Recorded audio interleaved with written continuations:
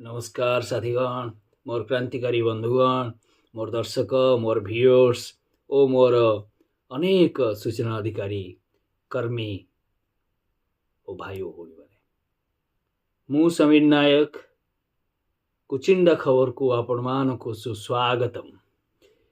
आजिर चर्चित दुर्नीति खबर विषय जानिबा पूर्वरु आजि कौन रही पंचांग जानवा। आज हेउछि 27 जनवरी 2025 तारीख। आज हेउछि माघ कृष्ण त्रयोदशी, रतंती कालिका तारा पूजा एवं शिव चतुर्दशी। आज रही पवित्र दिन रे आमे आज चर्चा करिबा सही चर्चित दुर्नीति संबंधित खबर उपरे आउ नजर रहिबो सही खबर जेउ खबर लक्षाधिक टंकार हरिलुट विषय। आसंतु चर्चा करिबा किछि तथ्यभित्तिक प्रामाणिक तथ्यभित्तिक खबर उपरे दुर्नीतिमूलक खबर जेउ खबर कुचिंडा ब्लॉक संबलपुर जिलार बारुगुड़ा ग्राम पंचायत रे घटिछि। गत आर्थिक वर्ष 2021-22 रे case record number 143/21 and 22 MLR scheme माध्यम रे कंस्ट्रक्शन ऑफ यात्रा मंडप एट बारीगुड़ा तेलीपड़ा ठारे निर्मित एमएलआर बा विधायक पांठीरू अनुमोदित अर्थराशि 2 लाख टंकार व्यय बारीगुड़ा ग्राम पंचायत तेलीपड़ा ठारे एक यात्रा मंडप निर्माण होता। से निर्माण कार्य कौन रही विवादीय मु आपण मान को आज पुंखानुपुंख भाव में खबर दबा को चाहे। उक्त कार्यर वीडियो थिले निरंजन साहा कुचिंडा ब्लॉक रो पूर्वर्तन बा प्राक्तन विवादीय महापुरुष निरंजन साहा तांक नाम रे उक्त यात्रा मंडप कार्यटी होइथिला एवं उक्त कार्यर असिस्टेंट इंजीनियर थिले श्याम सुंदर माझी। This is taken up today project construction of Jatra Mandap at Bariguda, Telipada Bariguda GP, taken up MLR grant in Boxma GP and communicated in 173-1 by DPMU dated on 6/12/2021। देखिबा construct sanction order कौन थिला। Sanction order executive projecting कौन सबू meticulously point थिला ताहाकू बा guideline थिला ताकू follow करिवार थिला। First, the sanction project should be implemented as per MLR guideline and general component. The executive agency must ensure the proper status of the land record which proposed project will be taken and as per the guideline. In no case the project shall be constructed on private land and land belonging to religious places. धर्मानुष्ठान स्थान रे ही परिबो नहीं and the construction on private land and land belongs to religious places. In no cases the project shall be constructed on or over private land. Private land रही परिबो नहीं कि कोनोसी religious बा धार्मिक जो जगह धार्मिक स्थान गुड़िकर मध्य ही परिबो। And asset register must be maintained for the scheme and the signboard carrying the inscription of the scheme with the name of MLA. Name of the MLA was ex-MLA of Kuchinda constituency Shri किशोर चंद्र नायक।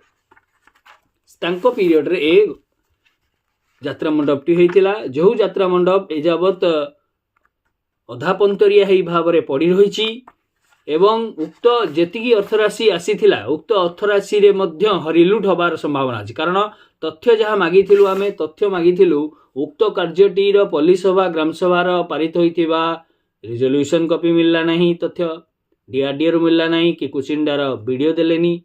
उक्त कार्यटी वर्तमान केते दूर बा status report कौन foundation केवल हेछि किंतु पिलार हेछि किंतु rooftop और गेट कौन सी भी काम संपूर्ण भाव रे हो पारला नहीं। उक्त कार्यर नाम फलक एमएलए नाम तो लिखाई व्यय अटकल लिखाई सबकि ठीक ठाक लिखाई किंतु जेतिकी टंकार अनुदान मिली 2 लाख टंकार से 2 लाख टंकार कार्य असंपूर्ण अटे। कारण उक्त जगह उपर लिटिगेशन आसूची विवाद सृष्टि होची बिना जगार प्लेसमेंट रे बा ट्रेस मैप आउ डिमार्केशन रिपोर्ट न थाईगिरी ये तथ्य कहूची आमे आरटीआई एक्ट माध्यम रे तथ्य मागिथिलु उक्त कार्यर हमको मास्टर रूल दिया जाऊ उक्त कार्यर ट्रेस मैप डिमार्केशन रिपोर्ट ए सबू ए बाबत को मागिथिलु ताहा मध्य नहीं ताहा मध्य आरटीआई एक्ट 2005 बल रे प्राप्त होई पारुनी। यार अर्थ ए कि जे यह एक दुर्नीतियुक्त अटे दुर्नीतियुक्त कार्य। कारण बिना कोनोसी demarcation report RI report trace map report रे किभली भाव रे जागा चयन हैला आ किहे ताको अप्रूवल देला आ किभली कार्य लक्षाधिक टंकार हो पारला पुणी असंपूर्ण कार्य एजावत संपूर्ण हो पारला नहीं। प्रकाश थाउ कि 4 नंबर पॉइंट रे मागितु प्रकाश थाउ कि यह एक एमएलए अनुदान अच्छे अटे तेबे जदि 2 लाख टंकार उक्त कार्य 100% संपूर्ण हो पारुनी आउ केते अर्थ राशि व्यय करा गले ता संपूर्ण हेबो बा शेष होई परियो तार मध्य उत्तर बा तथ्य एजावत हमकु मिलला नहीं।